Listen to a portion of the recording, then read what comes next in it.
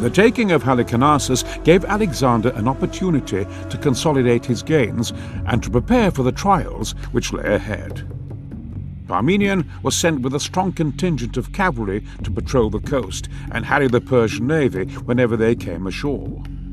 Another officer, Ptolemy, was ordered to return home and gather reinforcements. Alexander then continued his march, accepting the surrender of several towns along his route before turning north for Gordium. Here he was rejoined in the spring of 333 BC by Parmenion and Ptolemy with their reinforcements. Gordium was home to the fabled Gordian knot, a knot so fiendishly complex that no man could untie it. In typical style, Alexander slashed it with his sword, declaring that it did not matter how the knot was undone, only that it was.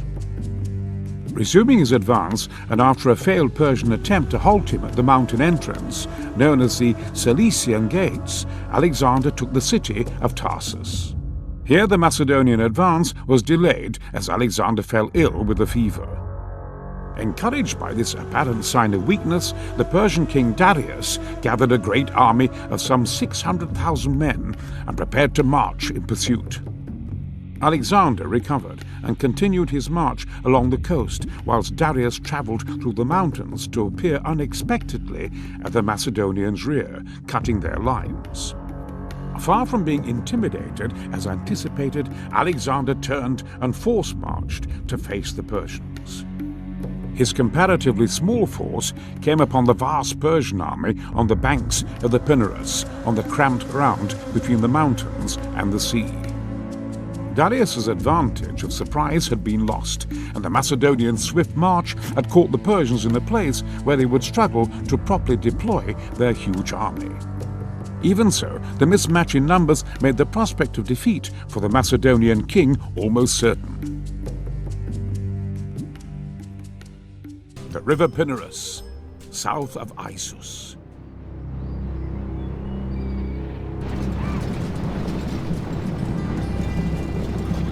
With the Persians in his rear, Alexander faces a seemingly impossible task. The Persian king Darius has taken the field, having lost so many of his generals in the Granicus defeat. He leads a huge army, drawn from all over his vast kingdom that greatly outnumbers the invaders. Amongst them are the Immortals, infantry armed with both spear and bow.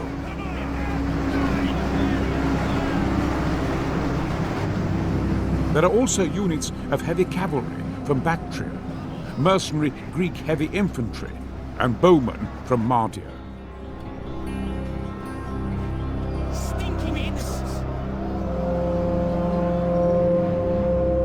Crossing the shallow waters of the Pinarus in the face of the Persian army seems an impossibility.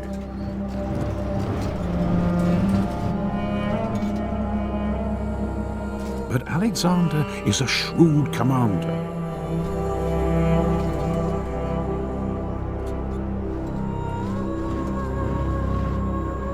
The Persians will find it hard to outflank his small force on this narrow battlefield.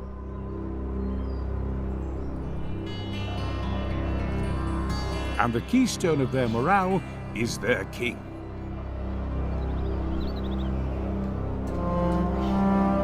The opportunity to break Darius and his vast army is too tempting for a man of Alexander's heroic temperament.